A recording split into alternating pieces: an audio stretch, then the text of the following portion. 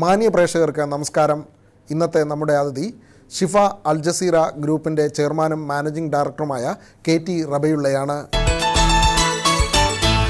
അങ്ങയുടെ ജീവിതത്തിൽ ഒരുപക്ഷെ ഒരു വഴിത്തിരിവ് എപ്പോഴാണ് ഉണ്ടാകുന്നത്? ഞാൻ 16 വർഷം ആണ് കേരളത്തിൽ എൻ്റെ സ്കൂളിലെ ജീവിതം ഉണ്ടായത്. ഞാൻ എൻ്റെ സ്കൂളിലേക്ക് നടന്നും സൈക്കിളിലുമാണ് പോയിരുന്നത്. 16 വർഷം വളരെ പ്രയാസപ്പെട്ടു ജീവിച്ചു. അങ്ങനെ ഞാൻ 38 വർഷം മുമ്പ് സൗദി അറേബ്യയിൽ ദമാമിൽ 600 റിയാൽ ശമ്പളത്തിന് എത്തുകയാണ് ഉണ്ടായത്. അങ്ങനെ 10 മാസം വളരെ കഷ്ടപ്പെട്ട് ജോലി ചെയ്തു. അതിനുശേഷം ദമാമിൽ നിന്ന് സ്പോൺസർ അറിയാതെ ജിദ്ദയിലെത്തിയ ശേഷം ഞാൻ എൻ്റെ ഗ്രാൻഡ് ഫാദർ ബർമയിലെ റംഗൂണിൽ ബിസിനസ് ചെയ്യുകയായിരുന്നു. അദ്ദേഹത്തിൽ നിന്ന് ഒരു മെഡിക്കൽ സെൻറ്റർ ആരംഭിക്കാനുള്ള ക്യാഷ് വാങ്ങുകയും അങ്ങനെ 100 സൗദി റിയാൽ കൺസൾട്ടേഷൻ ഫീസുള്ള സമയത്ത് വെറും 15 റിയാൽ കൺസൾട്ടേഷൻ ഫീസുമായി ഞാനൊരു മെഡിക്കൽ സെൻറ്റർ ആരംഭിക്കുകയാണ് ചെയ്തത്. അങ്ങനെ എല്ലാ ദിവസവും 30 പേഷ്യൻ്റ് വന്നിരുന്ന അത് 100 സൗദി റിയാൽ കൺസൾട്ടേഷൻ ഫീസ് 15 റിയാലാക്കിയ സമയം ആയതുകൊണ്ട് എല്ലാ ദിവസവും 2000-ൽ പരം രോഗികളാണ് എൻ്റെ മെഡിക്കൽ സെൻറ്ററിൽ വന്നത്. അങ്ങനെ ഞാൻ ഒരു വലിയ സംഖ്യയുടെ നെറ്റ് പ്രോഫിറ്റിൻ്റെ ഉടമയായി. ഒരു കാര്യം ചോദിച്ചോട്ടെ, ഈ ആതുര സേവനം തന്നെ ഒരുപക്ഷെ അങ്ങ് ഡോക്ടറേറ്റുള്ള വ്യക്തിയാണ്, അത് മറ്റൊരു മേഖലയിലാണ്. എങ്കിൽ കൂടി എന്തുകൊണ്ട് ഈ ആതുര സേവനം അങ്ങയുടെ മുഖ്യ തൊഴിലായിട്ട് അല്ലെങ്കിൽ ആ മുഖ്യ ബിസിനസ്സായിട്ട് എന്തുകൊണ്ട് എടുത്തു? ഞാൻ ദമാമിൽ നിന്ന് 10 മാസം കഴിഞ്ഞ ശേഷം ജിദ്ദയിലെത്തിയ ഒരു ദിവസം രാത്രി എനിക്കൊരു സ്റ്റൊമക്ക് പെയിൻ വന്നു. അങ്ങനെ ഞാനൊരു ഹോസ്പിറ്റലിൽ പോയി. അന്ന് എവിടെയും മലയാളി ഡോക്ടർമാരില്ലാത്ത ഒരു സമയമായിരുന്നു. അങ്ങനെ എനിക്ക് ഓപ്പറേഷൻ വേണമെന്നാണ് പറഞ്ഞത്. എനിക്ക് അറബി അറിയില്ല. അതുകൊണ്ട് മലയാളി ഭാഷ മാത്രം അറിയുന്ന എനിക്ക് അന്ന് വളരെ പ്രയാസപ്പെട്ട് ഞാൻ അന്ന് ഓപ്പറേഷൻ ചെയ്യാൻ കഴിയില്ല എന്ന് പറഞ്ഞ് തിരിച്ചു വന്നു. അത് സത്യത്തിൽ എനിക്ക് ഒരു പ്രോബ്ലവും ഇല്ലായിരുന്നു.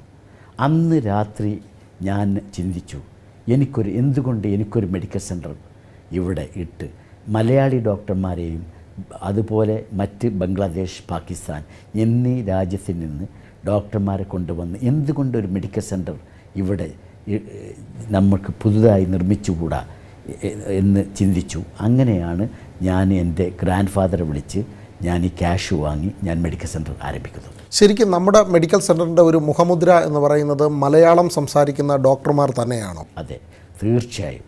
അന്ന് ഞാൻ മെഡിക്കൽ സെൻറ്റർ ആരംഭിച്ചപ്പോൾ അവിടെയുള്ള സൗദി അറേബ്യയിലെ ജിദ്ദയിലെ മുഴുവൻ മലയാളികളും ഒരു വൻ സപ്പോർട്ടാണ് എനിക്ക് നൽകിയത്. ഞാൻ 40-ൽ പരം ഡോക്ടർമാരാണ് ഞാൻ കൊണ്ടുവന്നത്, മലയാളി ഡോക്ടർമാർ. എല്ലാവരും രാവിലെ കാലത്ത് ഏറ്റവും രാവിലെ 5 മണി മുതൽ രാത്രി 2 മണി വരെ പേഷ്യൻറ്റിൻ്റെ ഒരു പ്രവാഹമായിരുന്നു. അതുമാത്രമല്ല, അന്ന് ഞാൻ സൗജന്യ മെഡിക്കൽ ക്യാമ്പ് നടത്തിയിരുന്നു, സൗജന്യ വൈദ്യ പരിശോധന. അത് ജിദ്ദയിലെ ചരിത്രത്തിലെ ആദ്യത്തെ സംഭവമായിരുന്നു അത്. ഈ പ്രവാസ ജീവിതത്തിൽ നമുക്കറിയാവുന്നതാണ്, ഏകദേശം 80% പേരും പ്രവാസ ജീവിതത്തിൽ നിർമ്മാണ മേഖലയിൽ അല്ലെങ്കിൽ അതിനും താഴെ പണിയെടുക്കുന്നവരും ആവശ്യത്തിന് പോലും ശമ്പളം കിട്ടാതെ ആ രീതിയിൽ ദുരിതം അനുഭവിക്കുന്നവരുമാണ്. ഇവരൊക്കെ തന്നെ ഒരുപക്ഷെ അങ്ങയുടേതടക്കമുള്ള മെഡിക്കൽ സ്ഥാപനങ്ങളെ രോഗങ്ങളുമായി സമീപിക്കാറുണ്ട്. അവർക്കൊക്കെ പ്രത്യേകം നമ്മൾ പരിഗണന എന്തെങ്കിലും കൊടുക്കാറുണ്ടോ? അവർക്കൊക്കെ എങ്ങനെയാണ് അവരെയൊക്കെ? തീർച്ചയായും. ഞാൻ 600 റിയാൽ ശമ്പളം വാങ്ങിയ ആളാണ് ഞാൻ. അതുകൊണ്ട് തന്നെ 600 റിയാൽ ശമ്പളം വാങ്ങുന്നവർക്ക് എല്ലാവർക്കും 50% ഡിസ്കൗണ്ടുള്ള മെഡിക്കൽ കെയർ കാർഡ്, 5 ലക്ഷം മെഡിക്കൽ കെയർ കാർഡാണ് ഞാൻ സൗദി അറേബ്യയിലെ ജിദ്ദയിൽ നൽകിയത്.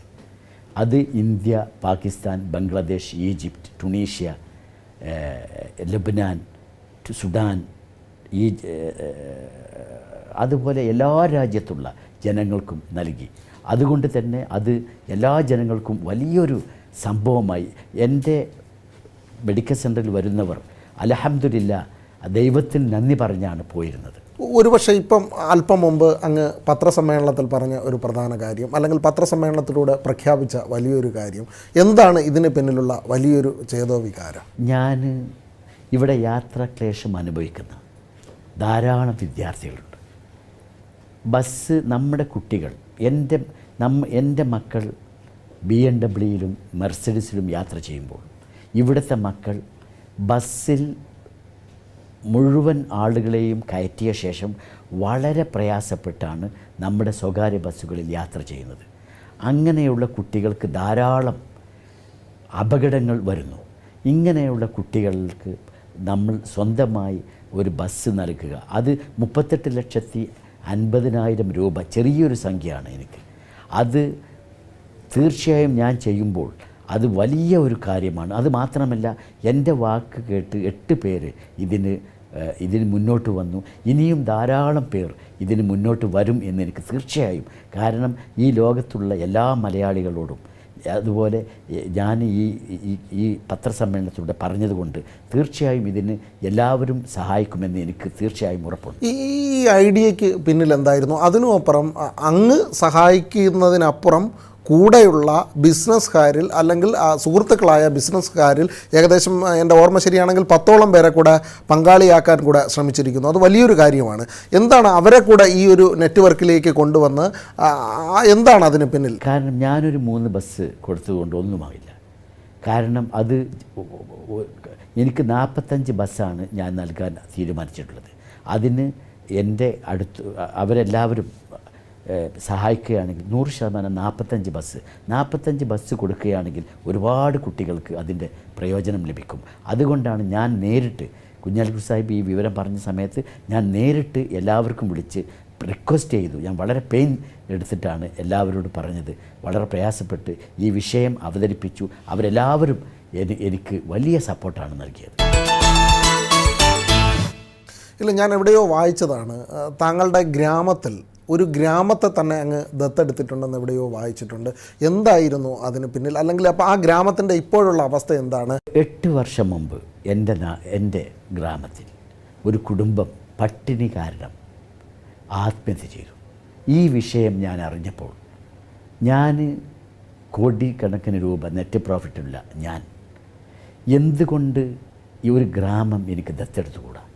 ഒരു ഗ്രാമത്തിൽ എന്തിനാണ് എനിക്ക് നൽകിയ ഞാൻ 600 ശമ്പളത്തിനെത്തിയ എനിക്ക് ദൈവം നൽകിയ ക്യാഷ് എൻ്റെ കാശല്ല, അത് ദൈവത്തിൻ്റെ കാശാണ്. ഏത് സമയവും ദൈവത്തിൻ്റെ കാശ് അത് മറ്റുള്ളവർക്ക് കൂടി അവകാശപ്പെട്ടതാണ്. ഞാൻ സുന്ദരമായി സുഖമായി നല്ല ഭക്ഷണം കഴിക്കുമ്പോൾ എന്തുകൊണ്ട് എൻ്റെ ചുറ്റുപാടുള്ള എൻ്റെ ഗ്രാമത്തിലെ ജനങ്ങൾ നല്ല ഭക്ഷണം കഴിച്ചുകൂടാ? അതുകൊണ്ട് ഞാൻ 8 വർഷം മുമ്പ് ഞാൻ 300 കുടുംബങ്ങൾക്ക് പെൻഷൻ നൽകാൻ തീരുമാനിച്ചു. ഇപ്പോഴും അത് തുടരുന്നു. ഞാൻ അവരെ ഇന്ന് വരെ കണ്ടിട്ടില്ല. അവർക്ക് എല്ലാ മാസവും 1-ാം തീയതി ഇന്നും 1000 രൂപ വെച്ച് ഞാൻ പെൻഷൻ നൽകുന്നു. അതേപോലെ എൻ്റെ കുട്ടികൾക്ക് ഞാൻ പഠിച്ച സ്കൂളിന് പുതിയ കെട്ടിടം 70 ലക്ഷം രൂപക്ക് പുതിയ കെട്ടിടം നിർമ്മിച്ച് നൽകി. യുവാക്കൾക്ക് ഓട്ടോറിക്ഷ നൽകി, സ്റ്റേഡിയം നൽകി. എൻ്റെ കുട്ടികൾ, കാരണം ഇപ്പോഴത്തെ ചെറുപ്പക്കാർ പിന്നെ ഹാർട്ട് അറ്റാക്ക്, പെട്ടെന്നുള്ള ഹാർട്ട് അറ്റാക്ക് വരുന്നതുകൊണ്ട് അതിൻ്റെ കാരണം വ്യായാമക്കുറവാണ്. അതുകൊണ്ട് ഞാൻ സ്റ്റേഡിയം നൽകി. അതേപോലെ കുടിവെള്ളം, എല്ലാ വീട്ടിലും കുടിവെള്ളം എത്തിച്ചു. അതേപോലെ ഹോണക്കിറ്റ് നൽകുന്നു. അതേപോലെ പെരുന്നാൾ കിറ്റ് നൽകുന്നു. വീടില്ലാത്തവർക്ക് വീട് വെച്ചു നൽകുന്നു. വീട് കേടുപാടുകൾ തീർത്ത് വീട് അവർക്ക് മഴ വരുമ്പോൾ മഴ കൊള്ളാതെ നിൽക്കാനുള്ള അവസരം ഉണ്ടാക്കുന്നു. അങ്ങനെ ഞാൻ ചെയ്യും. ഒരുപക്ഷെ ഒരു പ്രവാസിയും ഇത്തരത്തിൽ തൻ്റെ നാട്ടിൽ അല്ലെങ്കിൽ തൻ്റെ സംസ്ഥാനത്ത് വലിയൊരു ഇടപെടൽ നടത്തിയിട്ടില്ല. ഈ ഒരു ഇടപെടലിന് പിന്നിലുള്ള ഒരു ചേതോവികാരം ഒന്ന് വ്യക്തമാക്കി പറയാം. ഞാൻ എൻ്റെ ഗ്രാൻഡ് ഫാദർ ബാഫയ്ക്ക് തങ്ങളുടെ കൂടെ ബിസിനസ് ചെയ്യുകയായിരുന്നു. എന്നെ എൻ്റെ ഗ്രാൻഡ് ഫാദറും പഠിപ്പിച്ചത്, നീ എല്ലാ ജനങ്ങളെയും സ്നേഹിക്കുക, എല്ലാ ജനങ്ങളെയും സഹായിക്കുക. നിനക്ക് എന്തെങ്കിലും നല്ല പണം വരികയാണെങ്കിൽ എല്ലാവരെയും സഹായിക്കണം എന്ന് എന്നോട് ഇവർ എല്ലാ സമയത്തും എന്നെ ഉപദേശിച്ചുകൊണ്ടാണ് എന്നെ ജീവിച്ചത്. എൻ്റെ ജീവിതത്തിൽ ഏറ്റവും എല്ലാ ജനങ്ങളെയും സ്നേഹിക്കുക എന്നുള്ള ഉപദേശം എൻ്റെ ഗ്രാൻഡ് ഫാദറും എൻ്റെ ഫാദറും നൽകി. അത് ഞാൻ അനുസരിക്കുകയാണ് ചെയ്തത്. ഈ ഗൾഫിലെ വ്യവസായം മെഡിക്കൽ മേഖലയിൽ മാത്രം ഊന്നിക്കൊണ്ട് ഉള്ളതാണോ? മിഡിൽ ഈസ്റ്റിൽ എവിടെയൊക്കെയാണ് താങ്കളുടെ വ്യവസായ ശൃംഖലയുള്ളത്? അവിടെയൊക്കെ മലയാളി സാന്നിധ്യം എത്രത്തോളമാണ്? Qatar, Kuwait, Bahrain, Oman, Saudi Arabia, UAE ഈ 6 രാജ്യങ്ങളിലാണ് എൻ്റെ ബിസിനസ് ഇപ്പോഴുള്ളത്. ഇനി അമേരിക്കയിലെ മിയാമിയിലും ഓർലാൻഡോയിലും ഞാൻ ഒരു ഡെൻ്റൽ ഹോസ്പിറ്റൽ ആരംഭിക്കുന്നുണ്ട്. അതിനുവേണ്ടി ഞാൻ ഇപ്പോൾ കഴിഞ്ഞ ദിവസം പോയിരുന്നു. അത് വീണ്ടും പോകുന്നുണ്ട്. അതിനുശേഷം മലേഷ്യ, സിംഗപ്പൂർ അവിടെയും പുതിയ മെഡിക്കൽ സെൻറ്റർ ആരംഭിക്കാൻ ആഗ്രഹിക്കുന്നുണ്ട്. പിന്നെ ഞാൻ റെസ്റ്റോറൻറ്റ് മേഖലയിലുണ്ട്, അതേപോലെ മറ്റുള്ള മേഖലയിലുണ്ട്, പല മേഖലയിലും. അത് വിശദമായി പറയാൻ ഉള്ള ഇത്. ഈ പ്രവാസി വ്യവസായികൾക്ക് കേരളത്തിൽ നിന്ന് അല്ലെങ്കിൽ നമ്മുടെ ഇന്ത്യയിൽ നിന്ന് എന്തുമാത്രം സപ്പോർട്ട് കിട്ടുന്നുണ്ട്? ഏത് ഭാഗത്താണ് നമുക്ക് വീക്കുള്ളത് പരിഹരിക്കാൻ കഴിയുന്നത്? മീൻസ് സർക്കാരിൽ നിന്നുള്ള സപ്പോർട്ട്. സർക്കാരിൽ നിന്നുള്ള സപ്പോർട്ട് എല്ലാ GCC രാജ്യത്തും, പ്രത്യേകിച്ച് സൗദി അറേബ്യയിലെ എൻ്റെ പ്രിയപ്പെട്ട, എന്നെ വളർത്തിയത് സൗദി അറേബ്യയിലെ ജനങ്ങളാണ്, പ്രത്യേകിച്ച് ജിദ്ദയിലെ. സൗദി അറേബ്യയിൽ നമ്മുടെ ഗവൺമെൻറ്റിൽ നിന്ന് ഒരുപാട് സപ്പോർട്ട് കിട്ടണം. അത് നിർബന്ധമാണ്. ഞാൻ 4 ദിവസം മുമ്പ് മസ്കറ്റിൽ പോയപ്പോൾ ഒരാൾ 8 വർഷമായി ജയിലിൽ കിടക്കുകയാണ്. ഞാൻ 10 ലക്ഷം രൂപ നൽകി അദ്ദേഹത്തെ ജയിലിൽ നിന്ന് ഇറക്കാനുള്ള ക്യാഷ് നൽകിയിട്ടാണ് ഞാൻ വരുന്നത്.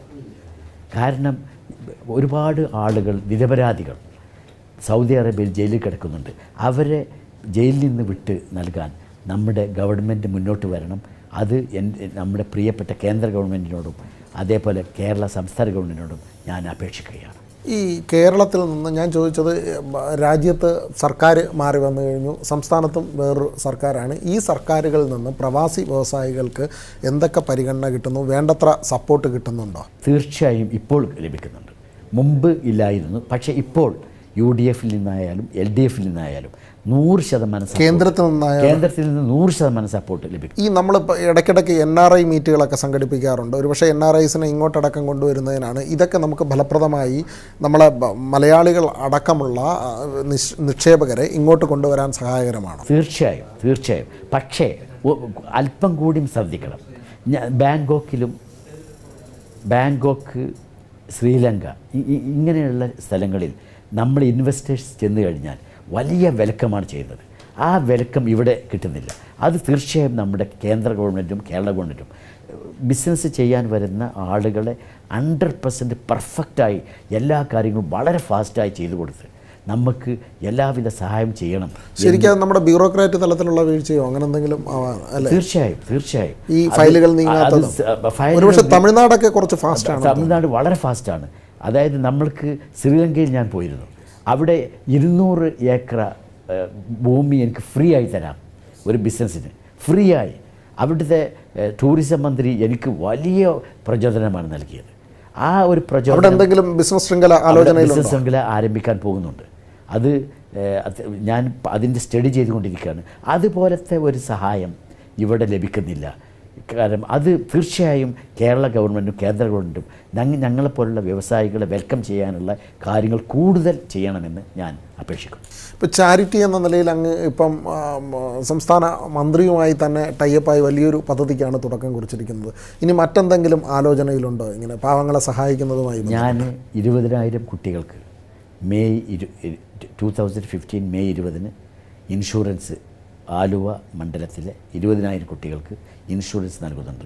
എൻ്റെ നാട്ടിലെ സ്കൂളിന് 320 കുട്ടികളാണ് പഠിക്കുന്നത്. ആ 320 കുട്ടികൾ ഇൻഷുറൻസ് നൽകുന്നുണ്ട്. അതേപോലെ പല കാര്യങ്ങളും ഇനി ചെയ്യാൻ ആഗ്രഹിക്കുന്നുണ്ട്. ഈ ആശുപത്രി വ്യവസായം അല്ലെങ്കിൽ ആശുപത്രി ശൃംഖല കേരളത്തിൽ എന്തെങ്കിലും സ്ഥാപിക്കാനോ അങ്ങനെ വല്ല ആലോചന? കേരളത്തിൽ എനിക്ക് ആശുപത്രി ശൃംഖല ആഗ്രഹിക്കുന്നില്ല. കാരണം ഇവിടെ ഒരു കിംസ്, മിംസ് ഇതുപോലെയുള്ള വലിയ ഗ്രൂപ്പിന് മാത്രമേ കഴിയൂ. ഞാൻ ഉദ്ദേശിക്കുന്നത്, എനിക്ക് ഇൻവെസ്റ്റേഷൻ ധാരാളം കിട്ടും. പക്ഷേ അതിൽ ഹെഡേക്ക് എടുക്കാൻ ഞാൻ ആഗ്രഹിക്കുന്നില്ല. പിന്നെ ഇവിടുത്തെ സ്ഥിതി എല്ലാവർക്കും അറിയാം. ഒരാൾ മെഡിക്കൽ ഗ്രൂപ്പ് ആരംഭിച്ചാൽ, ഒരു ഹോസ്പിറ്റൽ ആരംഭിച്ചാൽ പല പ്രോബ്ലംസുകളും ഉണ്ടാവും. ഡോക്ടർമാരുടെ കയ്യിൽ നിന്നും എല്ലാം എന്തെങ്കിലും തെറ്റ് വന്നാൽ അതിൻ്റെ ഒരു പ്രയാസം അനുഭവിക്കാൻ ഞാൻ ആഗ്രഹിക്കുന്നില്ല. മറ്റുള്ളവർ എന്നെ അസ്നേഹിക്കാൻ ഞാൻ ആഗ്രഹിക്കുന്നില്ല. എന്നെ സ്നേഹിക്കുക, എല്ലാവരും ഈ ഭൂമിയിലുള്ള എല്ലാവരും എന്നെ സ്നേഹിക്കണം, ഒരാൾ പോലും എന്നെ വെറുക്കരുത് എന്ന് പ്രാർത്ഥിക്കുന്ന ഒരാളാണ് ഞാൻ. ഈ ബിസിനസ്സുകാരിൽ വേറിട്ട് നടക്കാൻ ചിന്തിക്കുന്ന അല്ലെങ്കിൽ വേറിട്ട് നടക്കുന്ന ഒരു വ്യക്തിത്വമാണ് അങ്ങയുടേത്. ഇപ്പോഴത്തെ യുവതലമുറയെ സംബന്ധിച്ച് തൊട്ടടുത്ത് നിൽക്കുന്ന ആൾ മറിഞ്ഞു വീണാൽ പോലും തിരിഞ്ഞു നോക്കാത്ത ഒരവസ്ഥയിലേക്ക് കാര്യങ്ങൾ പോകുന്നു. ശരിക്കും പറഞ്ഞാൽ, ഓപ്പണായിട്ട് പറഞ്ഞാൽ, കരുണ വറ്റിയ ഒരു യുവതലമുറയാണ് വരുന്നത്. എന്തു തോന്നുന്നു അങ്ങേക്ക്? വളരെ പ്രയാസമുണ്ട്. എൻ്റെ മക്കളോട്, പുതിയ ജനറേഷനോട് എനിക്ക് 2-3 കാര്യങ്ങളാണ് പറയാനുള്ളത്. നമ്മൾക്ക് തന്ന വരദാനം, ആയുസ് എന്നത് ദൈവത്തിൻ്റെ വരദാനമാണ്. നമ്മളിവിടെ ഒരു മുസാഫറാണ്. നമ്മൾക്ക് ചെയ്യാൻ കഴിയുന്ന എല്ലാ സഹായവും എല്ലാ കുട്ടികളും, പുതിയ ജനറേഷൻ തീർച്ചയായും എല്ലാവരെയും സ്നേഹിക്കുക. രണ്ടാമതായി, ബിസിനസ്സിന് വരുന്ന പുതിയ കുട്ടികൾ 100% കോൺഫിഡൻസ്. പരാജയം നമുക്ക് ഉണ്ടാവും, പക്ഷേ ആ പരാജയത്തിൽ ഒരുപാട് കുട്ടികൾ ആത്മഹത്യ ചെയ്യുന്നുണ്ട്. അത് ഒരിക്കലും ചെയ്യരുത്. കാരണം നമ്മൾ ഒരു പരാജയത്തിന് ഒരു വിജയമുണ്ട്, ഒരു ഇറക്കത്തിനൊരു കയറ്റമുണ്ട്. തീർച്ചയായും എല്ലാ കുട്ടികൾക്കും പിന്നെ ഒരു 100% കോൺഫിഡൻസോട് കൂടി പോയാൽ നമ്മൾ വിജയിക്കും. അതുപോലെ എല്ലാവരോടും കരുണ കാണിക്കുക. നമ്മൾ ആ പഴയ കാലം 35 വർഷം മുമ്പ് നമ്മുടെ നാട്ടിൽ എല്ലാവരും പരസ്പരം റെസ്പെക്റ്റ് ചെയ്തിരുന്നു, എല്ലാവരും പരസ്പരം സ്നേഹിച്ചിരുന്നു, എല്ലാവരും പരസ്പരം സഹായിച്ചിരുന്നു. ആ കാലഘട്ടത്തിലേക്ക് വരണം. ഈ ശരിക്ക് അത്യാധുനിക കാലഘട്ടത്തിലേക്ക് പോയി നെറ്റ്, ഫേസ്ബുക്ക്, ട്വിറ്റർ ആ ഒരു ലെവലിലേക്ക് പോയത് കൊണ്ടായി അവരിലേക്ക് തന്നെ ഒതുങ്ങിയത് കൊണ്ടാണോ ഈ യുവതലമുറ ഈ ശരിക്ക് പരസ്പരം കാണാതെയും അന്യനെ സഹായിക്കാതെയും ഒക്കെ പോകുന്നത്? തീർച്ചയായും അതൊരു കാരണം തന്നെയാണ്. അങ്ങനെ എനിക്ക് തോന്നുന്നത് അതാണ് കാരണം. എനിക്ക് തോന്നുന്നത് അങ്ങനെയാണ്. കാരണം പുതിയ ജനറേഷൻ ഒരുപാട് മാറ്റം വന്നിട്ടുണ്ട്. അത് നമ്മളെല്ലാവരും കൂടി, നിങ്ങൾ മീഡിയ എല്ലാവരെയും തീർച്ചയായും ഈ കാര്യങ്ങളെല്ലാം പറഞ്ഞ് അവരെ മനസ്സിലാക്കി ഒരു പുതിയ കുട്ടികളായി, ഒരു പുതിയ ജനറേഷൻ നമ്മൾക്ക് കൊണ്ടുവരണം എന്ന് ഞാൻ. ഈ സൗദിയിലെ ബിസിനസ്സുമായി ബന്ധപ്പെട്ട് മീഡിയ സപ്പോർട്ട് എത്രമാത്രം കിട്ടുന്നുണ്ട്? അങ്ങ് ഒരു ചാരിറ്റി നടത്തുന്നു, അതിനൊപ്പം ബിസിനസ്സും കൊണ്ടുപോകുന്നുണ്ട്, ഒരുപാട് പാവങ്ങളെ സഹായിക്കുന്നുണ്ട്. മീഡിയ എത്രമാത്രം ഇതിനെ സപ്പോർട്ട്? ഞാൻ സത്യത്തിൽ മീഡിയക്ക് ഇൻ്റർവ്യൂ നൽകാൻ ആഗ്രഹിക്കാത്ത ഒരാളാണ്. കാരണം ഞാൻ ചെയ്യുന്ന ചാരിറ്റി, ഞാനൊരു മുസ്ലിമാണ്. മുസ്ലിമിൻ്റെ ഞാൻ ചെയ്യുന്ന ചാരിറ്റി പറയാൻ കാരണം, ലോകത്തുള്ള എല്ലാ വ്യവസായികളും എൻ്റെ പാത പിന്തുടർന്നാൽ ഈ കേരളത്തിൽ പട്ടിണി ഉണ്ടാവില്ല, ഈ കേരളത്തിൽ വീടില്ലാത്തവർക്ക് വീടുണ്ടാവില്ല, ഈ കേരളത്തിൽ കുടിവെള്ളമില്ലാത്ത വീടുണ്ടാവില്ല. എല്ലാവരും എന്നെപ്പോലെ വരണം. അതുകൊണ്ട് ഞാൻ ആർക്കും അഭിമുഖം നൽകിയിട്ടില്ല. സത്യത്തിൽ എനിക്ക് ജീവൻ TV തന്നെ 10 വർഷം മുമ്പ് ബഹുമാനപ്പെട്ട മീരാൻ സാഹിബ് എൻ്റെ അടുത്ത് വന്ന് ഒരു ഇൻ്റർവ്യൂ ചോദിച്ചതാണ്. 10 വർഷത്തിന് ശേഷമാണ് ഞാനൊരു ഇൻ്റർവ്യൂ നൽകുന്നത്. ഞാൻ ഒരു ഇൻ്റർവ്യൂവിന് ആഗ്രഹിക്കാത്ത ഒരാളാണ്. കാരണം ഞാൻ ചെയ്യുന്നത് ദൈവത്തിൽ നിന്ന് കരുണ ലഭിക്കാനും ദൈവത്തിൽ നിന്ന് എനിക്ക് ദൈവത്തിൻ്റെ പ്രീതി ലഭിക്കാൻ വേണ്ടി ചെയ്യുന്നതാണ്. അതുകൊണ്ട് ഞാൻ കഴിയുന്നതും മീഡിയയുമായി അധികം മീഡിയൻ്റെ മുന്നിൽ വരാൻ ആഗ്രഹിക്കാത്ത ഒരാളാണ്. ഈ മിഡിൽ ഈസ്റ്റിലെ ബിസിനസ് ശൃംഖല വീണ്ടും വിപുലീകരിക്കാൻ അങ്ങനെ എന്തെങ്കിലും ആലോചന? തീർച്ചയായും. ഒമാനിൽ 4 മെഡിക്കൽ സെൻ്റർ ആരംഭിക്കുന്നുണ്ട്, സൗദി അറേബ്യയിൽ 2 ഹോസ്പിറ്റൽ ആരംഭിക്കുന്നുണ്ട്, ദുബായിൽ ഇപ്പോൾ 20 ദിവസത്തിന് ശേഷം ഷാർജയിലും റാസൽ ഖൈമയിലും മെഡിക്കൽ സെൻ്റർ ഉദ്ഘാടനം ചെയ്യുന്നുണ്ട്, ദുബായിൽ ഒരു ഹോസ്പിറ്റൽ ആരംഭിക്കുന്നുണ്ട്. അങ്ങനെ പല ബിസിനസ്സും ചെയ്യാൻ ആഗ്രഹിക്കും. ഈ നേരത്തെ ഞാൻ പറഞ്ഞല്ലോ ഒരു ഗ്രാമത്തെ ദത്തെടുത്തെന്ന്, അങ്ങ് ആ ഗ്രാമത്തിൽ പോലും ഇടയ്ക്ക് പോയിട്ടില്ല എന്ന് സൂചിപ്പിച്ചു. ഒരു ഗ്രാമത്തിൽ പോകണമെന്നൊന്നും തോന്നാറില്ലേ? കാരണം ഗ്രാമത്തിൽ പോയിട്ടുണ്ട്, പക്ഷേ ഈ പെൻഷൻ നൽകുന്ന ആളുകളെ ഞാൻ കണ്ടിട്ടില്ല. കാരണം ഞാൻ കാണാൻ പാടില്ല. ഞാൻ കണ്ടു കഴിഞ്ഞു. അല്ല, അത് കാണുമ്പോഴല്ലേ ഒരു മനസ്സിനൊരു അല്ല, ഒന്നുമല്ലെങ്കിലും എൻ്റെ ഒരു ചെറിയ കൈത്താങ്ങ് കൊണ്ട് ഇത്രയും കുടുംബങ്ങൾ അവർക്ക് രക്ഷയാകുന്നു, അവർക്ക് ജീവിക്കാൻ കഴിയുന്നു എന്ന് പറയുമ്പോൾ അതിൻ്റെ ഒരു ആത്മസംതൃപ്തി ഉണ്ടല്ലോ, അത് അനുഭവിക്കണമെന്ന് തോന്നുന്നില്ല? തീർച്ചയായും ഉണ്ട്. പക്ഷേ ഞങ്ങളുടെ വിശ്വാസപ്രകാരം ഇടത് കൈ ചെയ്യുന്നത് വലത് കൈ അറിയാൻ പാടില്ല. അതുകൊണ്ടാണ് ഞാൻ ഇവരെ കാണാത്തത്. എൻ്റെ മരണം വരെ ഞാനിത് തുടരും. പക്ഷേ അവരെ കാണാൻ ഞാൻ ആഗ്രഹിക്കുന്നില്ല. കാരണം അവരുടെ കൈകളിൽ ഈ ക്യാഷ് എത്തുന്നുണ്ടോ അത് ഞാൻ 100% പെർഫെക്റ്റായി നോക്കുന്നുണ്ട്. അത് മാത്രം മതി. എനിക്ക് അവരുടെ പ്രാർത്ഥനയാണ് ആവശ്യം. അങ്ങയുടെ കുടുംബം? എൻ്റെ കുടുംബം, എനിക്ക് 4 പെൺകുട്ടികളാണ്. 14 വർഷത്തിന് ശേഷം ഒരു ആൺകുട്ടി ഉണ്ടായി. അവർ സൗദി അറേബ്യയിലാണ് ജനിച്ചതും വളർന്നതും. എൻ്റെ ആൺകുട്ടി ഇപ്പോൾ 7 വയസ്സായി. അവനെ എൻ്റെ മരണശേഷം ഏറ്റവും നല്ല മകനായി അവനെ വളർത്തുകയാണ് ഞാൻ ചെയ്യുന്നത്. ഈ മക്കൾ ബിസിനസ്സിലേക്കൊക്കെ വരാറായോ? എൻ്റെ ഒരു മരുമകൻ ഖത്തറിലെ വൈസ് ചെയർമാനാണ്. ഒരു മരുമകൻ മസ്കറ്റിലാണ്. ഇനി 3ാമത്തെയും 4ാമത്തെയും മകളുടെ കല്യാണം അടുത്ത് ഉണ്ടാവും. എൻ്റെ മകൻ ഇപ്പോൾ ജിദ്ദയിൽ പഠിക്കുകയാണ്. എൻ്റെ വൈഫ് എല്ലാവരെയും സഹായിക്കുന്ന എൻ്റെ വൈഫാണ് സത്യത്തിൽ എനിക്ക്. എൻ്റെ വൈഫ് വന്നതിന് ശേഷമാണ് ഞാൻ ഇത്രയും വലിയ പുരോഗതിയിലെത്തിയത്. അത് കാരണം വൈഫിൻ്റെ സപ്പോർട്ട് എപ്പോഴും എനിക്കുണ്ട്. പാവങ്ങളെ സഹായിക്കാൻ വൈഫ് വളരെ മുന്നോട്ട് ഏറ്റവും പ്രചോദനം നൽകുന്നത് എൻ്റെ വൈഫാണ്. സർ, നമ്മൾ നേരത്തെ സൂചിപ്പിച്ചു ഈ ചുവട് തെറ്റുന്ന ഒരു യുവതലമുറയാണ് ഇപ്പം നമുക്ക് പിന്നാലെ കടന്നു വരുന്നത്. ഇപ്പം ഇവർക്കായി എന്തെങ്കിലും ഒരു മെസ്സേജ് ഉണ്ടോ? ആരോഗ്യ മേഖലയിൽ പ്രവർത്തിക്കുന്ന ഞാൻ മദ്യപാനം, പുകവലി ഇതിൻ്റെ ഭവിഷ്യത്തുകൾ ശരിക്കും മനസ്സിലാക്കുന്നുണ്ട്. അതുകൊണ്ട് പുതിയ ജനറേഷനോട് എനിക്ക് പറയാനുള്ളത്, കഴിയുന്നതും മദ്യപാനത്തിൽ നിന്നും പുകവലിയിൽ നിന്നും ഒഴിവാക്കുക. നിങ്ങൾ മദ്യപിക്കുകയാണെങ്കിൽ, നിർബന്ധപൂർവ്വം മദ്യപിക്കുകയാണെങ്കിൽ, നമ്മളെ യൂറോപ്യൻസ് മദ്യപിക്കുന്നത് വെറും 2 പെഗ് മദ്യമാണ് കഴിക്കുന്നത്. നമ്മൾ ഇന്ന് ഒരു ഹർത്താലോ അതുപോലെ ഒരു ബന്ധം ഉണ്ടെങ്കിൽ 4ഉം 5ഉം ബോട്ടിൽ വാങ്ങി കഴിച്ച് നമ്മുടെ 80% വരുമാനവും അവർ നൽകുന്നത് ഈ മദ്യപാനത്തിനാണ്. അത് ഒഴിവാക്കി, കഴിയുന്നതും മദ്യപാനത്തിൽ നിന്ന് ഒഴിവാക്കി ആ ക്യാഷ് നമ്മുടെ കുടുംബത്തിന് വേണ്ടി ചിലവാക്കുക. പുകവലിയിൽ നിന്ന് നിങ്ങൾ തീർച്ചയായും പിറകോട്ട് പോകണം. കാരണം പുകവലി കൊണ്ട് ഒരു കാര്യവുമില്ല. അത് നമ്മുടെ മക്കളെ തളർത്തും. നമ്മുടെ മക്കൾ വളരുന്നത് നമ്മൾ മദ്യപിക്കുകയാണെങ്കിൽ, നമ്മൾ പുകവലിക്കുകയാണെങ്കിൽ നമ്മുടെ മക്കൾ പുകവലിക്കും. അതുകൊണ്ട് നമ്മുടെ മക്കളോട് നമ്മൾ ചെയ്യുന്ന തെറ്റാണ് മദ്യപാനവും പുകവലിയും. ഒരു കാര്യം കൂടെ ചോദിച്ചോട്ടെ, അതായത് ഈ ചാരിറ്റിക്കൊപ്പം തന്നെ ഈ മദ്യപാന വിരുദ്ധ പ്രവർത്തനങ്ങൾക്കും പുകയില വിരുദ്ധ പ്രവർത്തനങ്ങൾക്കും കേരളത്തിൽ അതിനുള്ള പ്രചാരണത്തിനോ അങ്ങനെ എന്തെങ്കിലും മുൻകൈയെടുക്കാൻ അങ്ങനെ എന്തെങ്കിലും ആലോചനയിലുണ്ടോ? എൻ്റെ ഫേസ്ബുക്കിൽ ഞാൻ മദ്യപാനത്തിനും പുകവലിക്കുമെതിരെ എൻ്റെ കുട്ടികളോട്, എൻ്റെ മക്കളോട്, ഞാൻ ഇവിടുത്തെ പുതിയ ജനറേഷനോട് ഞാൻ പറഞ്ഞിട്ടുണ്ട്. പക്ഷേ മദ്യപാനവും പുകവലിയും ഞാൻ ഒരാളും ചെയ്യരുതെന്ന് അടിച്ചേൽപ്പിക്കാൻ ആഗ്രഹിക്കുന്നില്ല. കാരണം അത് ശരിയല്ല. സ്വയം മനസ്സിലാക്കുക. എല്ലാവരും സ്വയം മനസ്സിലാക്കണം. നിങ്ങൾ മദ്യപിക്കുന്നത് ശരിയല്ല, പുകവലിക്കുന്നത് ശരിയല്ല. അത് നമ്മുടെ ആരോഗ്യത്തിന് ഹാനികരമാണ്.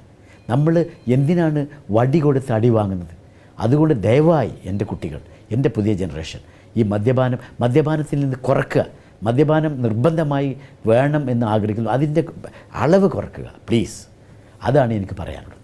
തൻ്റെ ബിസിനസ് തിരക്കുകൾക്കിടയിലും കാരുണ്യ പ്രവർത്തനത്തിന് സമയം കണ്ടെത്തുകയും നിരവധി പാവങ്ങളെ സഹായിക്കുകയും ചെയ്ത ശ്രീ KT റബീഉള്ളയ്ക്ക് ജീവൻ TV യുടെ പേരിലുള്ള പ്രത്യേക നന്ദി.